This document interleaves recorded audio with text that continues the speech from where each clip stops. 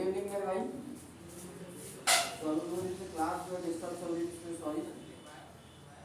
लिखवाएंगे, पहले टॉपिक पे चर्चा कर लें। क्या बात हो गई, ले लिया हो क्या?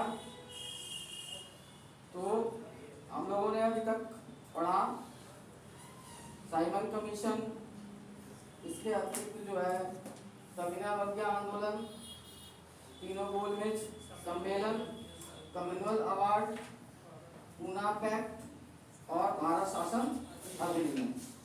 तो भारत शासन अधिनियम पे इससे पहले हम लोगों ने लेक्चर ले लिया था और बहुत कुछ हम लोगों ने चर्चा की थी। थोड़ा सा उसी को कंपाइल करते हुए आगे बढ़ेंगे और आज जो है प्रांतीय चुनाव भी करा देंगे अपने साथ सेकंड वीडियो। तो हम लोगों ने देखा था ये भारत शासन अधिनियम जो है, ज़्यादा इसके पीछे भागेंगे नहीं। इस भारत शासन अधिनियम, भारत शासन अधिनियम 1935 जो है, इसकी पृष्ठभूमि को हम लोगों ने समझ लिया था। और क्या समझा था कि मई 1930 में साइमन कमीशन की रिपोर्ट, याद है? साइमन कमीशन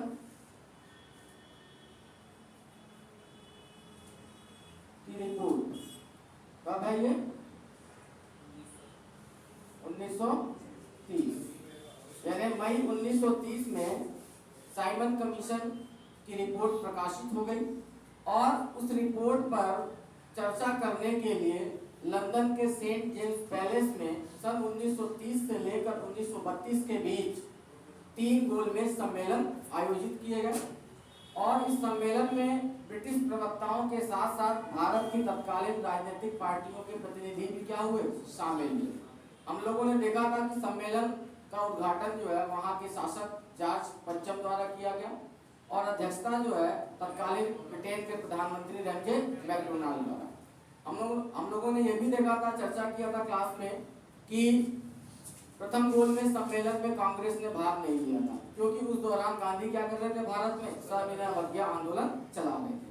और दूसरे गोलमेज सम्मेलन में कांग्रेस भाग ले, इसके लिए जो है क्या हुआ, गांधी इरविन पैक्ट हुआ था 5 मार्च 1931 को। फिर द्वितीय गोलमेज सम्मेलन में गांधी ने क्या किया, भाग लिया। द्वितीय गोलमेज सम्मेलन भी बिना किसी निष्कर्ष के क्या हो गया, समाप्त हो गया।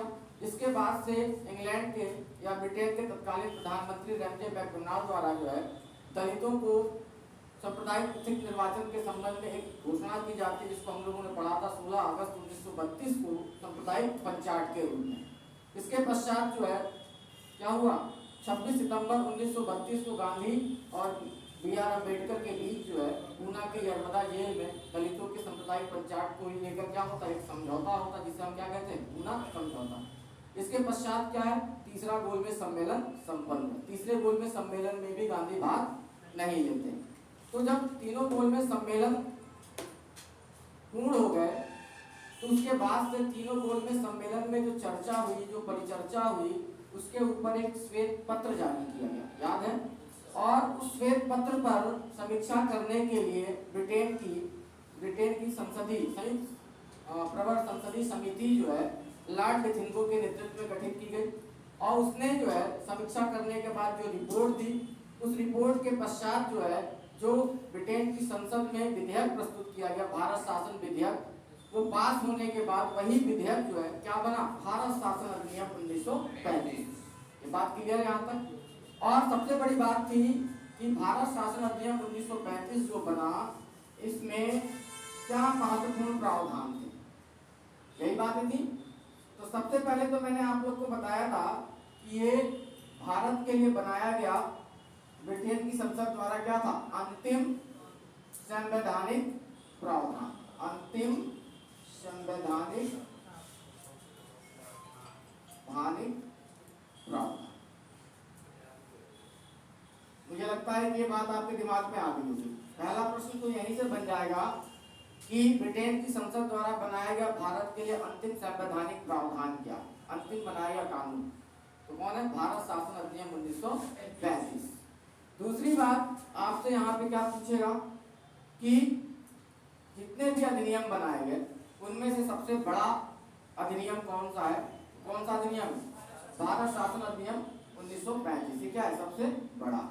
फिर हम लोगों ने देखा था कि इस अधिनियम में कुल कितनी 321 धाराएं हैं, क्या है 321 धाराएं, कितने भाग 14 भाग और 10 अनुसूची। वेरी गुड, ये आपको क्लियर होना चाहिए। आपसे पूछ ले जो भारत शासन अधिनियम 1935 पारित किया गया था, इस अधिनियम में कुल कितनी धाराएं थी? 321 धाराएं, 14 भाग और 10 अनुसूचियां।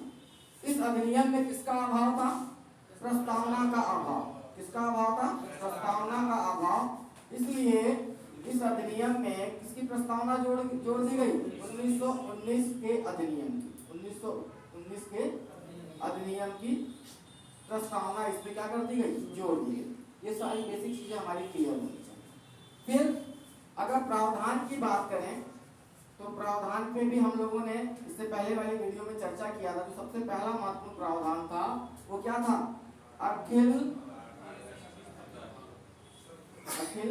भारतीय संघ की स्थापना। अखिल भारतीय संघ की स्थापना,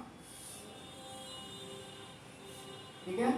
तो आपसे यहाँ पहला ही प्रश्न पूछेगा उसी प्रावधान को। इससे पहले फर्स्ट वीडियो में मैंने बड़े डिटेल में इस प्रावधान को बताया। तो आपसे पूछेगा कि किस अधिनियम के माध्यम से पहली बार अखिल भारतीय संघ की स्थापना का प्रावधान किया गया था? तो भारत शासन अधिनियम 1935। लेकिन क्या ये अखिल भारत संघ बन सका? नहीं। क्यों? क्योंकि इसके जो प्रोविजन था, प्रोविजन क्या था? ये जो अखिल भारतीय संघ बनेगा ये किससे किससे मिलकर बनेगा? ये ब्रिटिश प्रांत का मतलब जो 11 ब्रिटिश प्रांत थे उनको लेकर और देशी रियासतों को लेकर। और इसमें यह कहा गया था कि जो ब्रिटिश प्रांत 11 ब्रिटिश प्रांत, इसमें अनिवार्य रूप से शामिल होंगे किसमें? अखिल भारतीय संघ में। लेकिन जो देशी रियासतें हैं उनके लिए अनिवार्यता नहीं थी, बल्कि उनके लिए क्या था? ये ऐच्छिक विषय था। उनके ऊपर डिपेंड था कि वो इसमें शामिल हो या ना। और देशी रियासतों का ऐच्छिक होना ही जो है अखिल भारतीय संघ के मूर्त रूप को क्या है? प्रभावित नहीं कर सका। तो हमें यहाँ दोनों चीज ध्यान रखना है। प्रश्न का दूसरा रूप भी आपसे जानना चाहेगा। तो आपसे पूछेगा कि अखिल भारतीय संघ की स्थापना का प्रावधान भारत में पहली बार किस अधिनियम के माध्यम से किया गया था? तो भारत शासन अधिनियम 1935। और दूसरी चीज भी ध्यान रखना, प्रावधान तो हो गया था लेकिन अखिल भारतीय संघ नहीं बन सका। क्लियर है यहाँ पर? तो हमें यहाँ ध्यान रखना है, पहला प्रावधान क्या था? अखिल भारतीय संघ की स्थापना। दूसरी बात मैंने देखा था कि संघीय विधानमंडल की स्थापना। किसकी? संघीय विधान मंडल की स्थापना। और इसमें भी देखा था कि संघीय विधानमंडल में क्या होंगे? 2 सदन। एक आपका क्या होगा? निम्न सदन, कुछ याद आ रहा है? और दूसरा क्या होगा? उच्च सदन, कुछ याद आ रहा है? निम्न सदन में सीटें कितनी थी? 375। 375 में से 250 जो है ब्रिटिश भारत प्रांत से चुनकर आने वाले थे, और जो है आपके बाकी जो है 125 जो है कहाँ से आने वाली थी? देशी रियासतों से। फर्स्ट वीडियो में मैंने इसको बहुत अच्छे से बताया आपने। और दो उच्च सदन के लिए कितनी थी? 260। और इसमें भी जो है कितना? 104 जो है कहाँ से? देशी रियासतों से, जो कि वहां के शासकों द्वारा क्या किए जाएंगे? मनोनीत। और बाकी सदस्य जो है 260 में से आप घटा लो, संख्या निकल आएगी। किसके माध्यम से? देशी रियासतों के माध्यम। तो क्या अखिल भारतीय संघ बना? नहीं बना ना। तो संघीय विधानमंडल को भी प्रभावी बनाया जा सका? नहीं बनाया। बात ये भी खत्म हो गई। फिर तीसरा जो सबसे महत्वपूर्ण इंपॉर्टेंट प्रोविजन था कि जो 1919 का अधिनियम था, उसे हम लोगों ने चर्चा की थी कि 1919 के अधिनियम के माध्यम से 2 महत्वपूर्ण प्रावधान किए थे। एक तो केंद्र में द्विसदनात्मक व्यवस्था, उच्च सदन और निम्न सदन, याद आ रहा है? और दूसरा महत्वपूर्ण प्रावधान क्या था कि प्रांतों में क्या किया? द्वैध शासन। क्या किया? द्वैध शासन। द्वैध का मतलब 2 लोगों का शासन। ठीक है, सिंपल वे में समझा रहा हूं, पॉलिटी की लैंग्वेज में नहीं जा रहा। और भारतीयों के अंदर आक्रोश का कारण भी क्या था? द्वैध शासन। क्योंकि भारतीय किसकी मांग कर रहे थे? उत्तरदायी शासन की मांग कर रहे थे, स्वायत्ता की मांग कर रहे थे, ताकि प्रांतों में जो भी सरकार बने उसमें भारतीयों को क्या मिले, स्वायत्ता मिले। क्या मिले? स्वायत्ता मिले, स्वतंत्रता मिले, ताकि प्रांत का प्रशासन सुचारू रूप से भारतीय क्या कर सके, संचालित कर सके। लेकिन हुआ क्या कि 1919 के अधिनियम के माध्यम से क्या किया गया, प्रांतों में द्वैध शासन, स्वायत्ता प्रदान नहीं की गई। इसलिए जब देखते हैं कि 1919 के अधिनियम के कारण क्या भारतीयों में आक्रोश था, गांधी में भी आक्रोश था, इसलिए इन लोगों ने तत्कालीन समय में क्या किया, प्रांतीय चुनाव का क्या किया, बहिष्कार किया।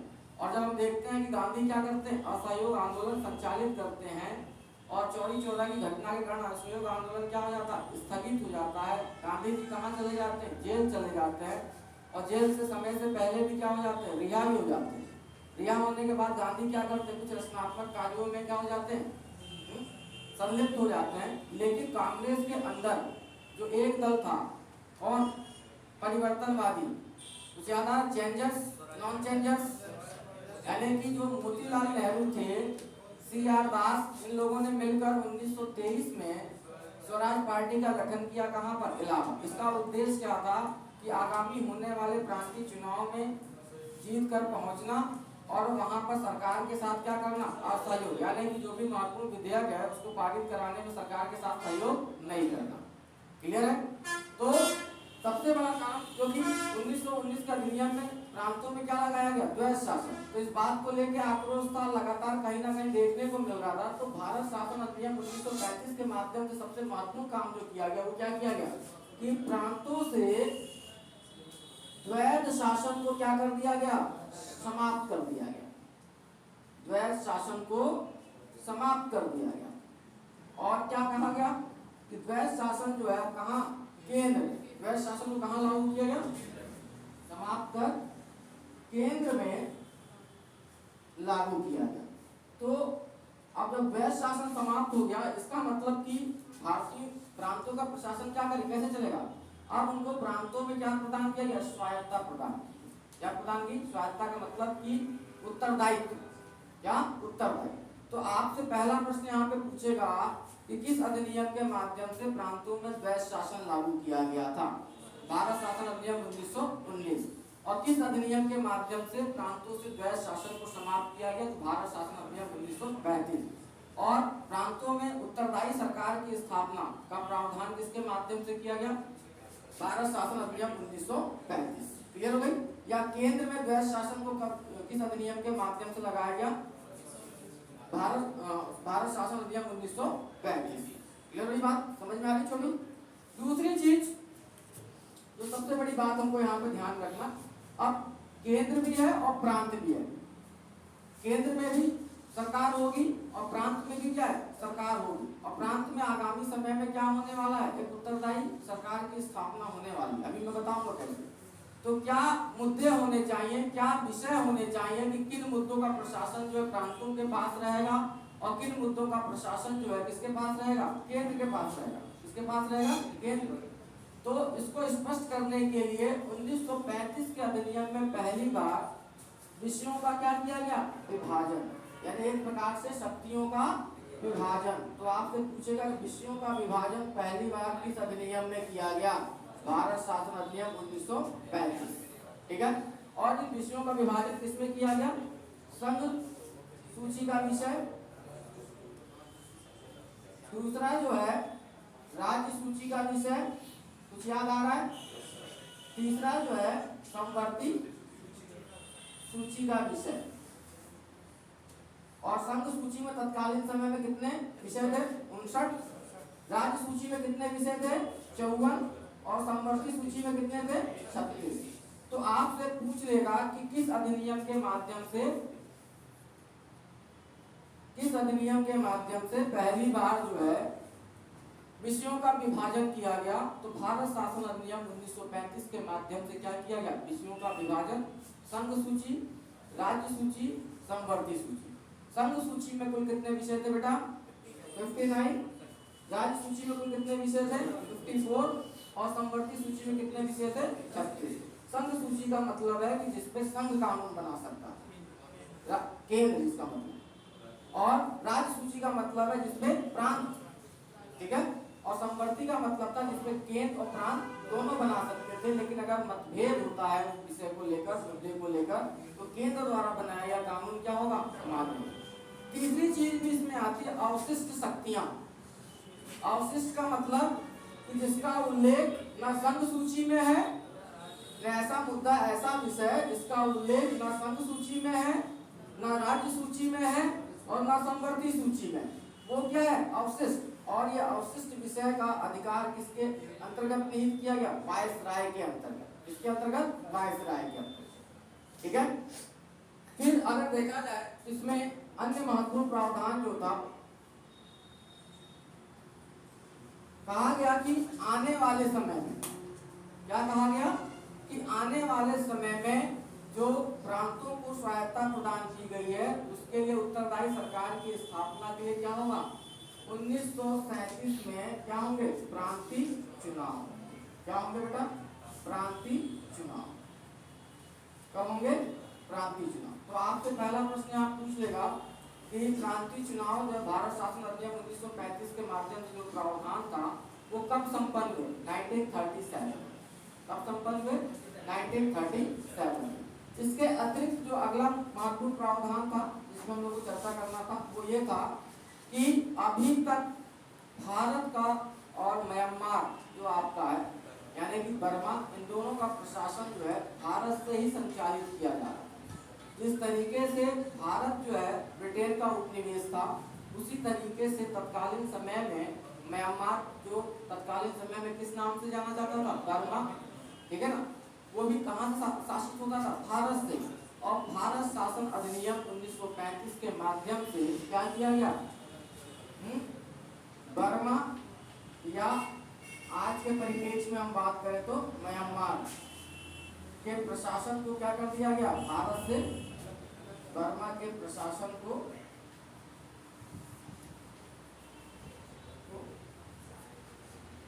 भारत से अलग कर दिया गया। क्या कर दिया गया? अलग कर दिया गया। बात नहीं बेटा, बात नहीं। तो आपसे पूछेगा कि किस अधिनियम के माध्यम से बर्मा या म्यांमार के प्रशासन को जो है भारत से अलग कर दिया गया? तो भारत शासन अधिनियम 1935। 35। पेन चला रहे हो क्या? पेन ना चलाना जब तक बेटा लेक्चर दे रहे हो। सुनो क्या होगा, बोलेंगे हम कुछ और, लिखोगे क्या कुछ और, याद क्या होगा कुछ और, एग्जाम में टिक क्या करोगे कुछ और, रिजल्ट क्या होगा कुछ और बाहर जाके बताओगे कि मास्टर ने क्या पढ़ाया था कुछ और। तो जब तक मैं लेक्चर दे रहा हूँ तो प्लीज कई बार समझाता हूँ कि आप पेन उठा के लिखने का प्रयास, अगर लिखाना ही हो तो मुझे यहाँ समझाने की जरूरत नहीं है, मैं आके सीधे लिखवा। ठीक है ना। तो किस अधिनियम के माध्यम से बर्मा के प्रशासन को भारत से अलग कर दिया गया? भारत शासन अधिनियम 1935। ठीक है। इसके अतिरिक्त अगला जो महत्वपूर्ण प्रावधान था, भारत के लिए एक फेडरल बैंक यानी किसकी? RBI, reserve bank of India की स्थापना जो है किस अधिनियम के माध्यम से की गई? भारत शासन अधिनियम 1935 के माध्यम से की गई। ठीक है। इसके अतिरिक्त एक और महत्वपूर्ण प्रावधान था कि लगातार भारतीय मांग कर रहे थे भारत के लिए क्या होना चाहिए? संघीय न्यायालय। और भारत शासन अधिनियम 1935 के माध्यम से ही भारत के लिए संघीय न्यायालय की स्थापना का प्रावधान। संघीय न्यायालय का मतलब फेडरल कोर्ट, संघीय न्यायालय की स्थापना का प्रावधान, स्थापना का प्रावधान। और ये संघीय न्यायालय जो है कब स्थापित हुआ? 1937 में। कहां पर? दिल्ली। तो आपसे पूछेगा संघीय न्यायालय की स्थापना का प्रावधान जो है किस अधिनियम के माध्यम से किया गया था? तो भारत शासन अधिनियम 1935। और वो संघीय न्यायालय किस सन में बना? तो 1935। वो संघीय न्यायालय कहां पर बना? दिल्ली में। और यही संघीय न्यायालय स्वतंत्रता के बाद सुप्रीम कोर्ट ऑफ इंडिया के रूप में क्या हो गया? कन्वर्ट हो गया। तो ये सारे महत्वपूर्ण प्रावधान थे किसके? भारत शासन अधिनियम 1935। लेकिन इस अधिनियम की स्थिति क्या थी? असमंजस वाली। अखिल भारत संघ की स्थापना नहीं हो पाई क्या? तो इसकी असमंजस वाली स्थिति को देखते हुए तत्कालीन समय में पंडित जवाहरलाल नेहरू ने इस अधिनियम के बारे में क्या कहा था? ये अनेकों ब्रेक वाली बिना इंजन के गाड़ी है। तो आपसे पूछेगा कि भारत शासन अधिनियम 1935 के बारे में किसने कहा था कि अनेकों ब्रेक वाली बिना इंजन की गाड़ी है, क्या होगी? तो बैल गिर जाने तो क्या कर, हंसी आ रही है? वाह बेटा मजा ले लो, कोई नहीं, 12 नहीं बज रहा है अभी, चलो ठीक है, कोई दिक्कत नहीं। रोनाल्डो भाई जहाँ ना लगा उसमें जरा बचा, कोई दिक्कत नहीं, रोको मत, छोड़ दो, लग रहा है कि पीछे पॉकेट में लगा देना, कहीं भी लगा, कोई दिक्कत नहीं, ठीक है? अब तो नहीं हंसोगे, आज तो ऐसे रहोगे क्रूर सिंह की तरह। वाह बेटा ले लो मजा। तो ये सारे प्रोविजन हमको क्या करने हैं, ध्यान में रखने हैं। तो भारत शासन अधिनियम 1935 महत्वपूर्ण प्रावधान क्या है? ये भारत के लिए अंतिम और सबसे बड़ा संवैधानिक प्रावधान। इसमें कुल 321 धाराएं, 14 भाग, 10 अनुसूचियां, प्रस्तावना का इसमें क्या था, अभाव। 1919 का अधिनियम की प्रस्तावना को इसमें क्या कर दिया गया, जोड़ दिया गया। महत्वपूर्ण प्रावधान क्या था? अखिल भारत संघ की स्थापना, जिसे मूर्त रूप नहीं दिया जा सका। संघीय विधानमंडल की स्थापना, इसे भी मूर्त रूप नहीं दिया जा सका। प्रांतों से द्वैध शासन को क्या कर दिया गया, समाप्त कर दिया गया। और प्रांतों में द्वैध शासन की जगह क्या, उत्तरदायी सरकार की स्थापना की व्यवस्था की गई। और केंद्र में क्या किया गया, द्वैध शासन को लागू किया गया। यहाँ 2 चीज ध्यान में रखना, द्वैध शासन का जनक जो है लियोनिस कर्टिस को माना जाता है। और भारत में पहली बार बंगाल में रॉबर्ट क्लाइव द्वारा जब बंगाल, बिहार, उड़ीसा की दीवानी मिल गई तो 1765 से लेकर 1772 तक बंगाल पर क्या था, द्वैध शासन था। तो बंगाल पर द्वैध शासन लागू करने का श्रेय जो है रॉबर्ट क्लाइव को जाता है, और बंगाल से द्वैध शासन को समाप्त करने का श्रेय जो है वॉरेन हेस्टिंग्स को जाता है। क्लियर है बात? उसके बाद से जो है शक्तियों के विभाजन के लिए क्या किया, विषयों का विभाजन किया गया। संघ सूची, राज्य सूची और संवर्ती सूची। संघ सूची में तत्कालीन समय में 59 विषय, राज्य सूची में तत्कालीन समय में 54 विषय, और संवर्ती सूची में तत्कालीन समय में 36 विषय। अवशिष्ट शक्तियां किसमें निहित की गई, वायसराय में। किसमें, वायसराय। इसके अतिरिक्त 1935 में क्या कहा गया, भारत शासन अधिनियम 1935 के माध्यम से 1937 में क्या होंगे, 11 ब्रिटिश प्रांतों के लिए प्रांतीय चुनाव होंगे। बर्मा का प्रशासन भारत से क्या कर दिया गया, अलग कर दिया गया। भारत के लिए एक फेडरल बैंक आरबीआई की स्थापना की गई, जो वर्तमान में मुख्यालय कहाँ पर है, बम्बई में। इसके बाद से कहा गया कि भारत के लिए क्या की जाए, संघीय न्यायालय की स्थापना। और ये संघीय न्यायालय 1937 में कहाँ स्थापित हुआ, दिल्ली में। कहाँ पे स्थापित हुआ, दिल्ली में। इसके अतिरिक्त इस अधिनियम के माध्यम से वायसराय को एक और पावर दिया गया, क्या, वीटो और अध्यादेश, जो कि हमारे अंदर अभी हम जब मैं पॉलिटी पढ़ाऊंगा तो वहां पे बात करूंगा। यहाँ तक मुझे लगता है क्लियर हो गया। अगर इसको स्क्रीनशॉट लेना हो तो ले लें, फिर मैं 1937 पे आऊँ चुनाव पे। लेना है, ले लो बेटा, कोई दिक्कत नहीं, शर्माने की बात नहीं है।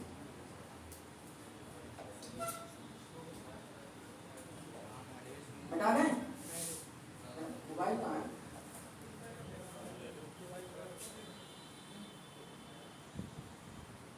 हो गया? तो अब हम बात कर लें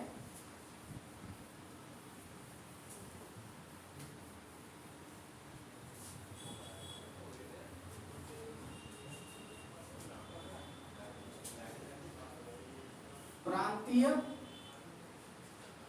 चुनाव। अब जब प्रांतीय चुनाव की बात कर रहे हैं, भारत जो प्रांतीय चुनाव जो है 1937 में किस अधिनियम के माध्यम से हो रहे हैं, 1935 के माध्यम से। तो स्वाभाविक सी बात है कि पहले से कुछ राजनीतिक पार्टियां थी, और प्रांतीय चुनाव की घोषणा को लेकर क्या है, कुछ और राजनीतिक पार्टियों की स्थापना होगी। तो यहाँ पर आप ध्यान में रखेंगे, जब 1935 के अधिनियम में प्रावधान कर दिया कि आने वाले समय में 11 ब्रिटिश प्रांतों के लिए क्या होगा, प्रांतीय चुनाव होगा, तो पंजाब में, कहाँ पर, पंजाब में, कहाँ पे बेटा, पंजाब में अफसर हुसैन, कौन, अफसर हुसैन। बंगाल में फजलुल हक,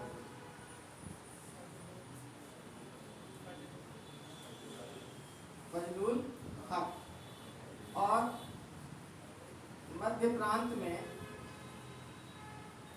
BR अम्बेडकर। आगामी प्रांतीय चुनाव को ध्यान में रखते हुए तत्कालीन समय में इन 3 लोगों द्वारा 3 राजनीतिक पार्टियों की स्थापना की गई। ये आपके लिए क्लियर होना चाहिए। अफसर हुसैन ने पंजाब में इस राजनीतिक पार्टी की स्थापना की, जो ताकि पंजाब प्रांत में क्या कर सके, आगामी प्रांतीय चुनाव में भाग ले सके। उस पार्टी, उस राजनीतिक पार्टी का नाम था यूनियनिस्ट पार्टी। क्या? Unionist party. तो आपसे पूछेगा, भारत शासन अधिनियम 1935 की घोषणा के पश्चात प्रांतीय चुनाव में भाग लेने के लिए तत्कालीन समय में पंजाब में यूनियनिस्ट पार्टी का गठन किसके द्वारा किया गया था? किसके द्वारा किया गया था? अफसर हुसैन के द्वारा किया गया। क्लियर हो गया? दूसरा जो है, बंगाल में फजलुल हक ने भी एक राजनीतिक पार्टी की स्थापना की, जिसका नाम था क्या? कृषक प्रजा पार्टी। कई बार ये आपके वनडे एग्जाम्स वगैरह के लिए बहुत, वनडे यानी सिविल सर्विसेज में भी यहाँ से कई बार क्वेश्चन पुट अप किया, नजदीक कॉलम में प्रश्न पूछता रहता है, कृषक प्रजा पार्टी की स्थापना किसके द्वारा की गई? किसके द्वारा? फजलुल हक के द्वारा की गई थी। और BR अम्बेडकर द्वारा मध्य प्रांत में जो है स्थापना की थी इंडिपेंडेंट लेबर पार्टी। तो इन 3 राजनीतिक पार्टियों के संस्थापकों के नाम बेटा आप बड़े कंठस्थ रखिएगा, ध्यान में रखिएगा। इंडिपेंडेंट लेबर पार्टी की स्थापना किसने की? BR अम्बेडकर ने। कृषक प्रजा पार्टी की स्थापना किसने की? फजलुल हक ने। और यूनियनिस्ट पार्टी की स्थापना किसने की? अफसर हुसैन। भारत शासन अधिनियम 1935 के प्रावधान के तहत 11 ब्रिटिश प्रांतों के लिए, कितने? 11 ब्रिटिश प्रांतों के लिए फरवरी 1937 में क्या हुए? चुनाव। कब चुनाव हुए? फरवरी 1937 में चुनाव हुए। और इन 11 ब्रिटिश प्रांतों में से 6 प्रांत में किसने? कांग्रेस ने लगभग बहुमत प्राप्त किया। 2 प्रांतों में मिलीजुली सरकार, यानी कुल मिला के कांग्रेस ने कितने? 8 प्रांतों में उत्तरदायी सरकार की क्या की? स्थापना की। तो भारत में पहली बार उत्तरदायी सरकार की स्थापना प्रांतों में कब हुई? 1937। कब हुई? 1937 में। यानी कि प्रांतों का प्रशासन चलाने के लिए क्या थे? स्वतंत्र थे। अब इसका मतलब कि 11 प्रांत में से 8 प्रांत में किसकी सरकार बन गई? सरकार। यहाँ से प्रश्न पूछता है, कई बार प्रश्न आए हुए हैं कि 1937 के प्रांतीय चुनाव में कांग्रेस ने कुल कितने प्रांतों में अपनी सरकार का गठन किया था? 8। 6 में लगभग बहुमत और 2 में मिलीजुली सरकार। अब बचे कितने? 3। तो 3 ऐसे प्रांत कौन कौन से? तो पहला प्रांत था बंगाल। कौन था बेटा? बंगाल। दूसरा जो है आपका कौन था? पंजाब। और तीसरा जो था सिंध प्रांत। यही 3 ऐसे प्रांत थे जहां पर कांग्रेस की गवर्नमेंट नहीं थी। या यहाँ पे किसी गवर्नमेंट थी? मुस्लिम लीग, यूनियनिस्ट पार्टी और जो है कृषक प्रजा पार्टी के गठबंधन की सरकार। यहाँ तक क्लियर है? तो फरवरी 1937 में प्रांतीय चुनाव हुए 11 प्रांतों में। और किसके तहत हुए? भारत शासन अधिनियम 1935 के प्रावधान, और इसके माध्यम से पहली बार उत्तरदायी सरकार की क्या हुई? स्थापना हुई। इन 11 ब्रिटिश प्रांतों में से 8 प्रांतों में किसने? कांग्रेस ने अपनी सरकार बनाई। और 3 में क्या है? मुस्लिम लीग, उसके सहयोगी दलों ने। इसलिए मैं यहाँ पर राजनीतिक पार्टियों का क्या कर दिया? उल्लेख कर दिया। लेकिन इसी बीच क्या होता है? सितंबर 1939 में जैसे ही जर्मनी पोलैंड पे आक्रमण करता है, वैसे ही क्या होता है? सेकेंड वर्ल्ड वॉर प्रारंभ हो जाता है, द्वितीय विश्व युद्ध प्रारंभ हो जाता है। और ब्रिटिश सरकार द्वारा बिना कांग्रेस मंत्रिमंडल भारतीयों के सहमति लिए क्या करती है? भारत को ब्रिटेन की ओर से द्वितीय विश्व युद्ध में शामिल कर देती है। क्या कर देती है? शामिल कर देती है। और भारतीयों को लगता है कि भाई प्रांतों में हमारी सरकार है, प्रांत में हमें स्वायत्ता मिल गई, तो कम से कम मंत्रिमंडल से वायसराय को क्या करना चाहिए, सलाह मशविरा करना है। और उनकी बात क्या थी, सही भी थी। भाई वर्ल्ड वार हो रहा है ब्रिटेन में, इंडिया को क्या लेना देना उपनिवेश है, तुम अपनी ओर से बिना भारतीयों को पूछे वहां उसमें क्या कर रहे हो, शामिल कर दे रहे हो। तो इन बातों को लेकर यानी सेकेंड वर्ल्ड वॉर में कांग्रेस मंत्रिमंडल की सहमति के बिना जैसे ही भारत को ब्रिटेन द्वारा क्या किया जाता है, द्वितीय विश्व युद्ध में अपनी ओर से शामिल कर दिया जाता है, वैसे ही अभी मात्र 28 माह का, कितने माह का बेटा, 28 माह का कार्यकाल बीता था कि अक्टूबर 1939 कब, अक्टूबर 1939 में 8 प्रांतों से कांग्रेस मंत्रिमंडल द्वारा इस्तीफा दे दिया जाता है। ठीक है, तो यहाँ भी प्रश्न पूछेगा कि जो 1937 के माध्यम से प्रांतीय चुनाव हुए थे, उस प्रांतीय चुनाव के बाद जो 8 प्रांतों में कांग्रेस मंत्रिमंडल ने अपनी उत्तरदायी सरकार की स्थापना की थी, कै माह के कार्यकाल के बाद, कितने महीने के कार्यकाल के बाद उसने इस्तीफा दे दिया था। 28 माह, 27 माह, 29 माह, ये प्रश्न पूछा जा रहा है लगातार, आपको ध्यान रखना, कितना, लगभग 28 माह का ही काल। इस्तीफा देने का कारण क्या है, बिना कांग्रेस मंत्रिमंडल की सहमति के भारत को ब्रिटेन की ओर से द्वितीय विश्व युद्ध में शामिल कर देना, क्या कर देना, शामिल कर देना।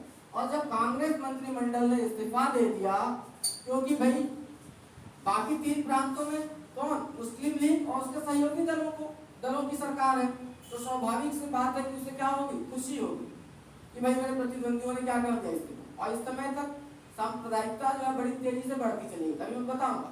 तो कांग्रेस मंत्रिमंडल के इस्तीफा देने के फलस्वरूप 22 दिसंबर 1939 तो मुस्लिम लीग, इसको डेट के साथ ध्यान रखेंगे, और तत्कालीन समय में B.R.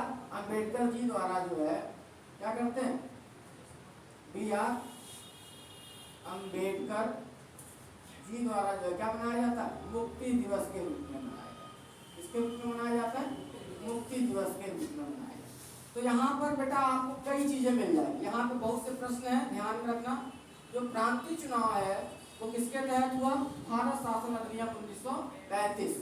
ये प्रांतीय चुनाव कब प्रारंभ हुए, फरवरी 1937 में। कुल कितने प्रांतों के लिए, 11 प्रांतों के लिए। इन प्रांतीय चुनाव से पहले किन किन राजनीतिक संगठनों की स्थापना हुई, यूनियनिस्ट पार्टी की स्थापना पंजाब में अफसर हुसैन के द्वारा, कृषक प्रजा पार्टी की स्थापना बंगाल में फजलुल हक के द्वारा, और इंडिपेंडेंट लेबर पार्टी की स्थापना मध्य प्रांत में किसके द्वारा, B.R. अम्बेडकर के द्वारा स्थापित की गई। फिर इन 11 ब्रिटिश प्रांतों में से 6 प्रांतों में कांग्रेस बहुमत और 2 में क्या मिलीजुली, यानी 11 ब्रिटिश प्रांतों में से कांग्रेस ने कुल कितने, 8 प्रांतों में अपनी सरकार बनाई। 3 प्रांतोों में यानी कौन कौन से, बंगाल, पंजाब और सिंध प्रांत में किसके द्वारा, मुस्लिम लीग और उसके सहयोगी दलों द्वारा। इसी बीच अभी 28 महीने का ही कार्यकाल व्यतीत हुआ था कि सितंबर 1939 में जर्मनी द्वारा जैसे ही पोलैंड पे आक्रमण किया जाता है, वैसे ही द्वितीय विश्व युद्ध क्या हो जाता है, प्रारंभ हो जाता है। और ब्रिटेन बिना भारतीयों की सहमति के, बिना कांग्रेस मंत्रिमंडल के सहमति के भारत को क्या करती है, द्वितीय विश्व युद्ध में शामिल कर देती है। और इस बात से खफा होकर, दुखी होकर, सरकार से क्या है, नाराज होकर सरकार का विरोध करने के लिए कांग्रेस द्वारा क्या किया जाता है, अक्टूबर 1939 में 8 प्रांतों से अपने मंत्रिमंडल की क्या दे दी जाती है, इस्तीफा दे दी जाती है। इसके पश्चात मुस्लिम लीग और B.R. अम्बेडकर इतने खुश होते हैं कि 22 दिसंबर 1939 को ये लोग किस रूप में मनाते हैं, मुक्ति दिवस के रूप में मनाते। हालांकि 22 दिसंबर बेटा आप ध्यान रखेंगे अंतरराष्ट्रीय गणित दिवस भी है। 22 दिसंबर को क्या मनाया जाता है, अंतरराष्ट्रीय गणित दिवस भी। गलत कह रहा हूँ क्या, हाँ सही कह रहा हूँ ना। तो ये था बेटा टॉपिक्स, आप इन चीजों को समझिए, इन प्रश्नों को समझिए, आपको प्रश्न यहाँ से लगातार मिलते रहेंगे। ठीक है, नेक्स्ट वीडियो पे हम लोग कल मिलेंगे, और इसको हम लोग क्या कर लें, नोट कर लें, कट कर लो बेटा।